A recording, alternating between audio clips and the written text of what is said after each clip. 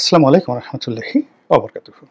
সম্মানিত দর্শক, doctor Mohammad Yunus London সফরে গিয়েছিলেন।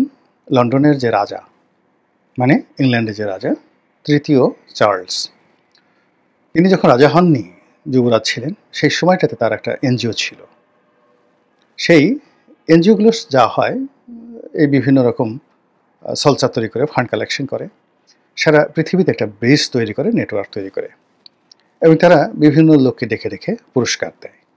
তো এখন সেই সকল পুরস্কার আপনি তো জানেন যে প্রতিটি পুরস্কারের পেছনেই একটা লেনাদেনা থাকে। যেমন দেখা গেল যে উগান্ডার ধলু মিয়াকে একটা পুরস্কার দেয়া হবে।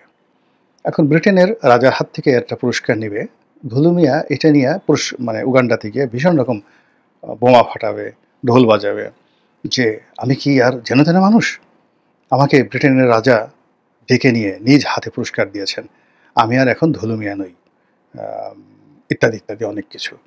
তো এই কারণে ধলু মিয়ারই যে সম্মান বাড়ে, এই জন্য রাজার যে এনজিও, সেই এনজিওকে অনেক সময় ধলু মিয়া দেখা গেল 100 কোটি টাকা দিয়ে দিল, 200 কোটি টাকা দিয়ে দিল। তো এরকম ইউরোপ এবং আমেরিকার অনেক পুরস্কার আছে, যে পুরস্কারের পিছনে কখনো কখনো হাজার হাজার কোটি টাকার লেনদেন, ব্যবসা বাণিজ্য ইত্যাদি জড়িত। তো যা হোক, এই যে ব্রিটেনের রাজা তৃতীয় চার্লস, তিনি ডক্টর মোহাম্মদ ইউনূসকে যে পুরস্কার দিলেন, কেন দিলেন, কী কারণে দিলেন, কিভাবে দিলেন, কিভাবে ডক্টর মোহাম্মদ ইউনূস এই পুরস্কার পেলেন, কেন পেলেন, এসব নিয়ে আমাদের কোনো আগ্রহ নেই, একেবারে আগ্রহ নেই।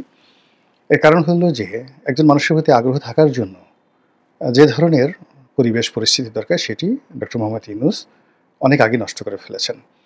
ফলে এখন তিনি ইংল্যান্ডে গেছেন, যাওয়ার পরে সেখানে ইতিবাচক বিষয়ের চাইতে নেতিবাচক যে বিষয়গুলো, সেই বিষয়গুলো নিয়ে আমরা বেশি আলোচনা করছি। এবং আপনি দেখবেন আমাদের সমাজের অপছন্দের মানুষগুলো যখন বিপদে পড়ে, আমরা ভীষণ রকম খুশি হই।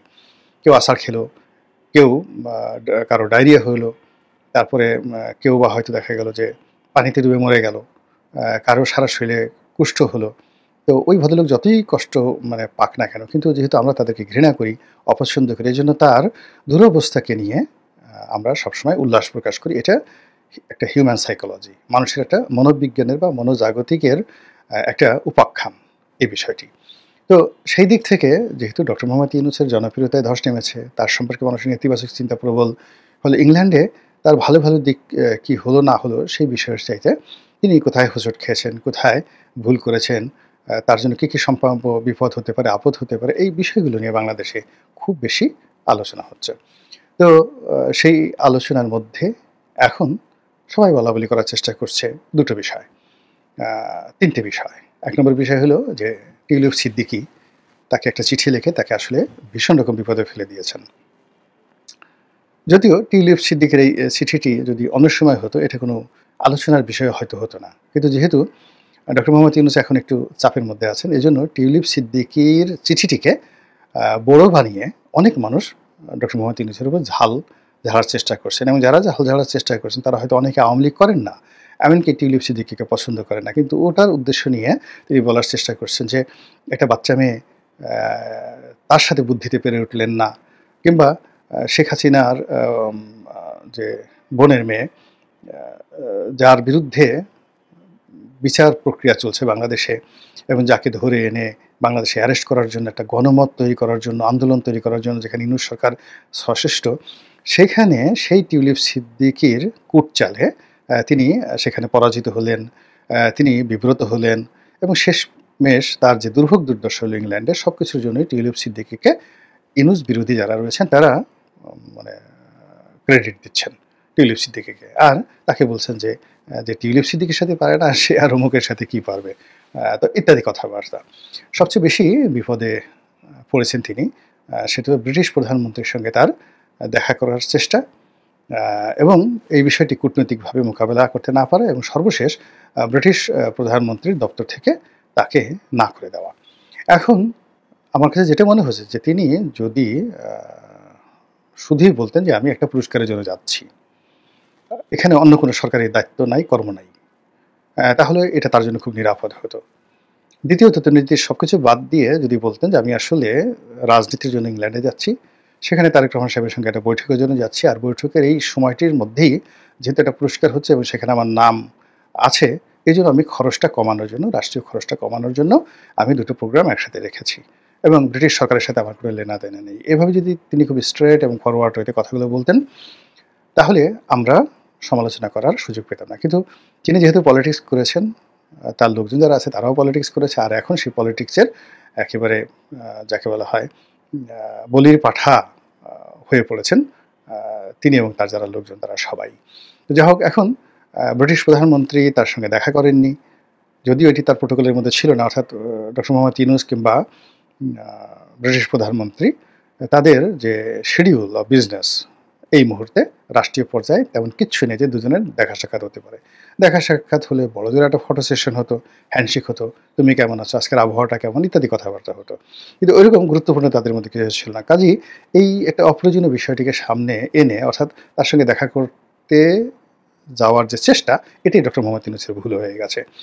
দ্বিতীয়ত আবার সেটাকে তিনি প্রকাশ করে দিয়েছেন নিজে নিজেই, এবং ওখানে যিনি ব্রিটিশ প্রধানমন্ত্রী তার ভিন্ন মতের যে সকল পত্রপত্রিকায় রয়েছে সেখানে তিনি সাক্ষাৎকার দিয়েছেন, এবং প্রধানমন্ত্রী যে তার সঙ্গে দেখা করেননি এটা তিনি নিজেই বলেছেন। এটা আরও বলতে গেলে কাটা ঘায়ে নুনের ছিটা দেওয়ার মতো অবস্থা তৈরি হয়েছে, এবং তার এই ব্যর্থতাকে আমরা বোল বাজাচ্ছি।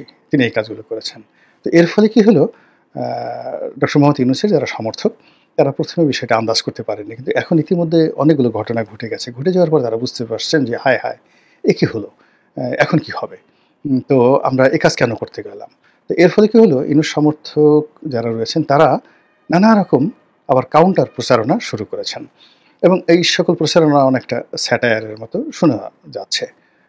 দেখলাম যে তারা অনেকেই ফেসবুক, ইউটিউব, টুইটারে বলার চেষ্টা করছেন, লিঙ্কডইনে বলার চেষ্টা করছেন যে ব্রিটিশ প্রধানমন্ত্রী খুব মন্দ কাজ করেছেন, এবং এই কাজগুলো তিনি করতে গিয়ে তিনি রাজার রোষানলে পড়বেন, যে রাজা যাকে ডেকে নিয়েছেন পুরস্কার দেওয়ার জন্য, আর সে রাজার মেহমানের সঙ্গে রাজার প্রধানমন্ত্রী, রাজার অধীনস্থ প্রধানমন্ত্রী সে দেখা করলো না। এর চেয়ে বেয়াদবি আছে? রাজা কি তাকে ক্ষমা করবেন?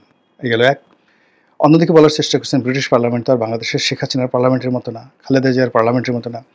সেখানে এটা নিয়ে ভীষণ বিতর্ক হবে, এবং সমস্ত বিরোধী দলীয় সংসদ সদস্য থেকে শুরু করে এমনকি লেবার পার্টির যারা সংসদ সদস্য তারা ডক্টর মোহাম্মদ ইউনূসের পক্ষে দাঁড়িয়ে যাবেন, এবং তারা একজন বাংলাদেশের স্বনামধন্য ব্যক্তি, প্রধানমন্ত্রী পদমর্যাদার একজন কর্তা, এবং বিশ্বনন্দিত 3-0 থিওরির প্রবক্তা, নোবেল লরিয়েট ডক্টর মোহাম্মদ ইউনূসকে ইংল্যান্ডের মাটিতে এইভাবে অপমান করে ব্রিটিশ জাতির যে সৌজন্যবোধ, জ্ঞান, বুদ্ধি এগুলোর প্রতি মানুষের অনাস্থা যে তৈরি করেছেন বর্তমান ব্রিটিশ প্রধানমন্ত্রী, এর জবাবদিহি তাকে করতে হবে। এমনকি এজন্য যদি পার্লামেন্টে ভোটাভুটি হয় এবং পার্লামেন্ট সদস্যরা যদি ডক্টর মোহাম্মদ ইউনূসের পক্ষে ভোট দেয়, এবং এখন যিনি প্রধানমন্ত্রী রয়েছেন মিস্টার স্টমার তাকে পদচ্যুত করে, এটা ব্রিটেনে অস্বাভাবিক কোনো বিষয় না। এরকম অহরহ অনেক প্রধানমন্ত্রী চলে যায়, যেভাবে ডেভিড ক্যামেরন গেছেন, যেভাবে বরিস জনসন গেছেন, তারপরে থেরেসা মে গেছেন, অনেকেই গেছেন, ট্রসকান গেছেন, অনেকগুলো প্রধানমন্ত্রী চলে গেছেন, উনিও চলে যাবেন। এটা অনেকে বলার চেষ্টা করেছেন। আবার অনেকে বলার চেষ্টা করছেন যে এই লোকটার কি অর্থাৎ ব্রিটিশ প্রধানমন্ত্রীর কি মান সম্মান নাই? টিউলিপের মতো একটা পিচ্ছি মেয়ের সাথে তার বন্ধুত্ব, তাও আবার এশিয়ান, এবং সেই মেয়ের কথা মতো সেই মেয়ে কুটনামি করেছে, কানে কানে কান পড়া দিয়েছে। সেই কান পড়া শুনে সে ডক্টর ইউনূসের মতো এরকম একজন বিশ্বনন্দিত বটবৃক্ষ, তাকে এইভাবে অপমান করার মতো অর্বাচীনতা তিনি কী করে দেখালেন? এরকম অর্বাচীন লোককে যদি ব্রিটেনের প্রধানমন্ত্রী রাখা হয়, তাহলে ইউক্রেন যুদ্ধে এই ব্রিটেন এখন যে গুরুত্বপূর্ণ ভূমিকা পালন করেছে, বলে কবে রাশিয়ার বোমা এসে ইংল্যান্ডের উপর পড়ে তার কোনো ইয়াত্তা নেই, কাজে একে রাখা যাবে না। এরকম নানা রকম কথাবার্তা যারা ইউনূস সাহেবের পক্ষে লোক তারা প্রচার করার চেষ্টা করছেন যে এই যাত্রায় মানে যা কিছু করা হয়েছে এটার ফল তাকে ভোগ করতেই হবে, এবং আমেরিকাও ছাড়বে না। আমেরিকার তাদের যে পছন্দের মানুষ ডক্টর মোহাম্মদ ইউনূস, তাকে নিয়ে এইভাবে ইংল্যান্ডে অপমান করা হলো, এটা সহজে আমেরিকা ছাড়বে না। এইরকম যেমন তার পক্ষে কথা হচ্ছে, তার সঙ্গে সঙ্গে আবার যারা প্রতিপক্ষ তারাও ঠাট্টা মশকরা কম করছে না। তারা বারবার বলার চেষ্টা করছেন, বারে বারে ঘুঘু তুমি খেয়ে যাও ধান, তো এইবারে পেয়েছি তোমায়। তো এখন সে গত 10 মাসে 11 বার বিদেশ ভ্রমণ করলো, সববারই সে শুধু মানুষকে ডাব্বা খাইয়েছে, এখানে ওটা করেছে, ওখানে ওটা করেছে, তুরস্ক হাসপাতাল করে দেবে, চায়না হাসপাতাল করে দেবে, তারপরে শেষে পাকিস্তান, এটা করে দেবে, ওটা করে দেবে, নানা রকম গল্প গুজব করে গত 10 মাসে তার 10টি 11টি ভ্রমণকে জায়েজ করার জন্য তিনি অনেক কিছু করেছেন। কিন্তু এইবার প্রকৃতি তাকে এমন একটা শিক্ষা দিয়েছে, এইবার তিনি আর নেহি গল্প, কোনো গল্প আর তিনি ছাড়তে পারবেন না। এবং সর্বশেষ যেটা সবাই বলা-বলি করছে, বিএনপির যারা লোকজন তারা তো অবশ্যই বলছেন যে ডক্টর মোহাম্মদ ইউনূস যদি শেষ পর্যন্ত তারেক রহমান সাহেবের দ্বারস্থ না হতেন এবং তারেক রহমান সাহেবের সাথে দেখা করে তিনি নিজের ইজ্জত বাঁচিয়েছেন এবং তারেক রহমান সাহেব যদি দয়া পরবশ না হয়ে যদি রূঢ় হতেন এবং তার সঙ্গে দেখা না করতেন, তাদের বৈঠক না হতো, তাহলে ডক্টর মোহাম্মদ ইউনূসের না জানি কি হতো। তো এই যে দেখুন, একজন সর্বজন শ্রদ্ধেয় ব্যক্তি যিনি কিনা আগস্টের আগ পর্যন্ত বাংলাদেশের সকলের নিকট কাঙ্ক্ষিত পুরুষ ছিলেন, এই গত 10 মাসের বিরূপ পরিবেশ, বিরূপ আবহাওয়া, বিরূপ কর্মকাণ্ড, বিরূপ মন্তব্য, বিরূপ বডি ল্যাঙ্গুয়েজ এবং বিরূপ পরিস্থিতির কবলে পড়ে কতটা অসহায়, কতটা দুর্বল, কতটা দুর্গন্ধযুক্ত, কতটা যাকে বলা হয় ডিসগাস্টিং হয়ে পড়েছেন, যে আমরা এখন সেই মানুষটিকে নিয়ে কী ধরনের কথাবার্তা বলছি। আল্লাহ আমাদের সবাইকে হেদায়েত দান করুন এবং হেফাজত করুন। আসসালামু আলাইকুম ওয়া রাহমাতুল্লাহি ওয়া বারাকাতুহু।